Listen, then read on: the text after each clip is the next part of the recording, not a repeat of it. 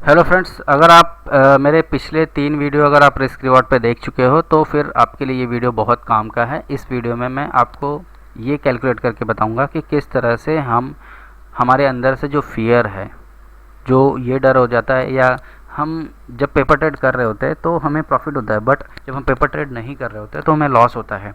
उस प्रॉब्लम से सॉल्व करने के लिए एक सिंपल सा कैलकुलेशन मैं आपको दिखाता हूँ और उसी बेसिस पे आप काम करो, आपको डर नहीं लगेगा, कोई प्रॉब्लम नहीं होगी। कैसे करना है वो मैं बताता हूँ।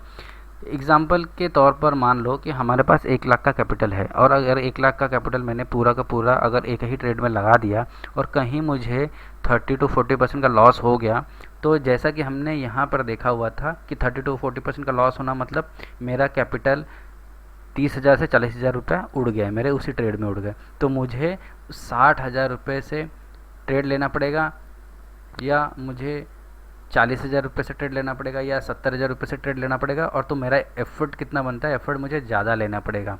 और अगर कहीं मैंने 50% का लॉस ले लिया, या मार्केट आप जानते हो कि रिट्रेसमेंट 30%, 50%, 60% तक भी होता है।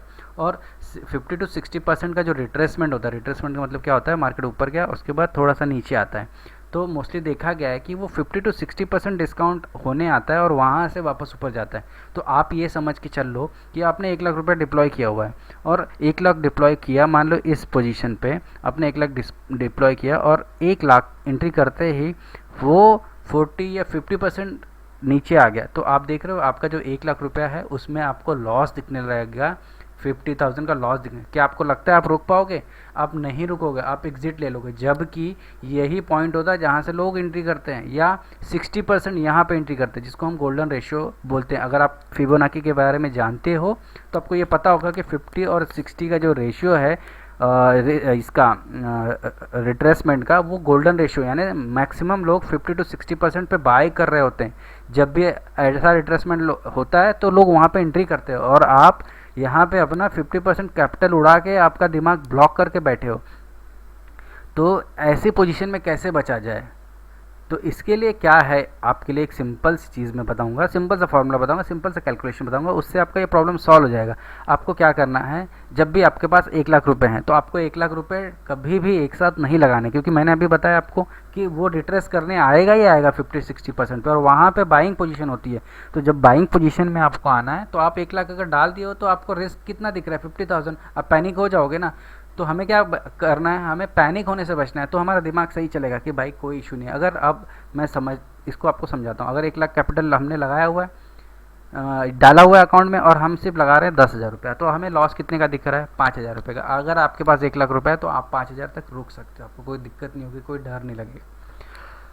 अब इस 10,000 रुपये से अगर आप लगाकर अगर ट्रेड करते हो और मान लो कि 50 to 60% हो गया, तो आप क्या कर सकते हो, आप 10,000 रुपये और डिप्लॉय कर दो ना। अगर आपको कॉन्फिडेंट है कि यहाँ पे मैं बना लूँगा तो आप 10,000 और डिप्लॉय कर दो और यहाँ पे 20,000 लगा दो। और यहाँ से जब वो आपके पहले पोजीशन पे जाएगा, यानी 10,000 से जब वो वापस 10,000 की तरफ जाएगा, मान लो 100 रुपये का एक शेयर था और 100 रुपये से वो शेयर, 100 रुपये का एक शेयर जब वापस नीचे आएगा 50 रुपये पे, और या शेयर, या मैं बोलूँ कोई आप ये लिए हो, कोई स्ट्राइक प्राइस ये हो, उसका प्रीमियम 100 रुपये से अगर 50 रुपये पे भी आ गया और वापस आपने एंट्री बना ली 50 रुपये पे एक और बाई करके, तो जब वो 100 पे जाएगा तो आप ऑलरेडी जीरो पे आ जाओगे।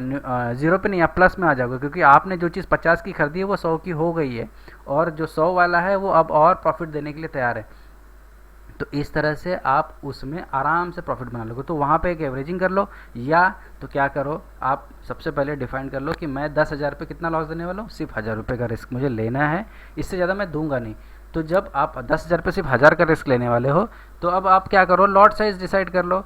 तो आप जब अपना रिस्क डिसाइड कर लेते हो कि मुझे 1,000 का रिस्क लेना है, तो अब देख लो कि आपको पर ट्रेड कितना रिस्क लेना है। आपको अगर सिर्फ रिस्क ही 100 रुपये का रिस्क बनता है, आप जब जहाँ से एंट्री लियो वहाँ से रिट्रेसमेंट ही 100 रुपये का होगा, तो आप क्या करोगे, आपको 1,000 रुपये का लेना है तो आप 10 लॉट ले लो।